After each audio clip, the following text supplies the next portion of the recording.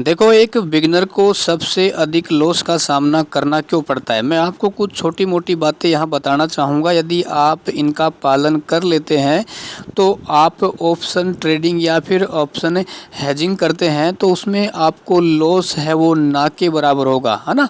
तो इन छोटी छोटी बातों को आपको ध्यान रखना है और इनका पालन करना है, ठीक है। यही इस मार्केट में आपको बचा कर रख सकता है। देखो, सबसे पहले एक बिगिनर ट्रेडर क्या करता है, सबसे बड़ी गलती, क्योंकि उसको क्या नहीं होता है, इस मार्केट का नॉलेज नहीं होता है। उसको पहले स्टार्टिंग टाइम में गाइड करने वाला कोई अच्छे टीचर नहीं मिल पाते, क्योंकि एक नए नए ट्रेडर के लिए क्या है, बहुत ही आसान होता है, अपने डीमेट अकाउंट में पैसे डाला और क्या है, कॉल और पुट बाय कर लेता है, ठीक है ना।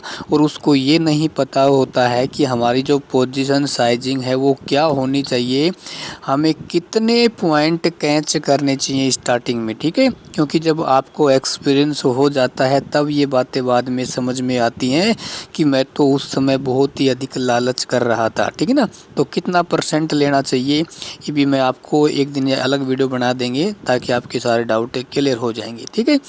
अच्छा, उसके बाद दूसरा सबसे बड़ा पॉइंट होता है रिस्क मैनेजमेंट, यानी मुझे कितना स्टॉप लॉस लगाना चाहिए, मेरा लॉस क्या होना चाहिए और मेरा रिवार्ड यानी मुझे कितना प्रॉफिट एक लोट पे लेके चलना चाहिए, ठीक है ना।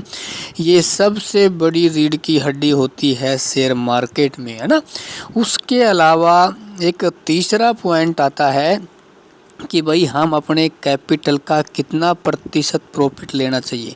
जैसे हम हेजिंग करते हैं तो हमारा टारगेट होता है 0.7 से लेके 1%, क्योंकि मान लो हम एक लोट में, जैसे बैंक निफ्टी में आप करते हैं तो 50,000 के करीब कैपिटल लगता है, तो 50,000 का यदि आप 1% लेके चलते हैं तो कितना हो जाएगा भाई, 500 हो जाएगा ना। और यदि मान लो आप एवरी डे 1% भी लेके चलते हैं तो आप सोच सकते हैं एक महीने का आपका कितना हो जाएगा।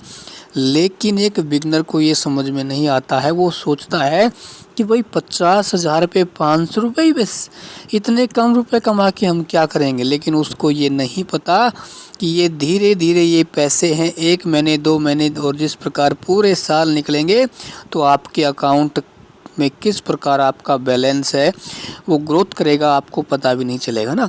तो ये चीज़ें एक बिगिनर को नहीं पता होती है।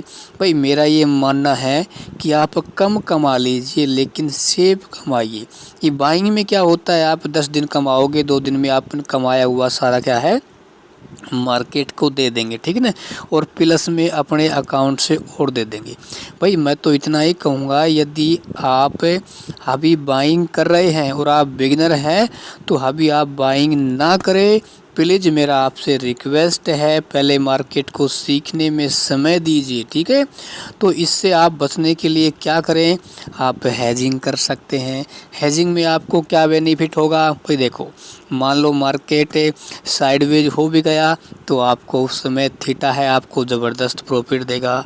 लेकिन बायर का क्या दुश्मन होता है, थीटा, और जो टाइम डीके है वो बहुत ही बड़ा दुश्मन होता है, क्योंकि जैसे ही मार्केट साइडवेज हो जाएगा तो बायर उस समय अपने आप को असहज महसूस करेगा ना।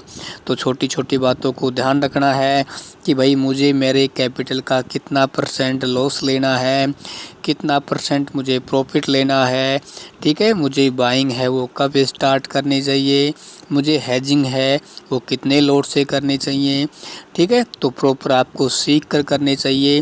देखो भाई, जो इस मार्केट को जितना ज़्यादा सीखेगा, क्योंकि मार्केट ये कहता है कि आप मुझे पहले टाइम दीजिए और जब आप मुझे टाइम दे देंगे तो फिर मैं आपको भर भर के पैसा दूंगा, ठीक है ना। वो आपके ऊपर डिपेंड करता है कि भाई आप कितना प्रॉफिट लेना चाहते हैं। भाई मैं तो एक ही बात कहता हूँ कि भाई यदि आप मार्केट से थोड़ा थोड़ा कमाओगे ना तो मार्केट आपको कंटिन्यू देता रहेगा, कंटिन्यू।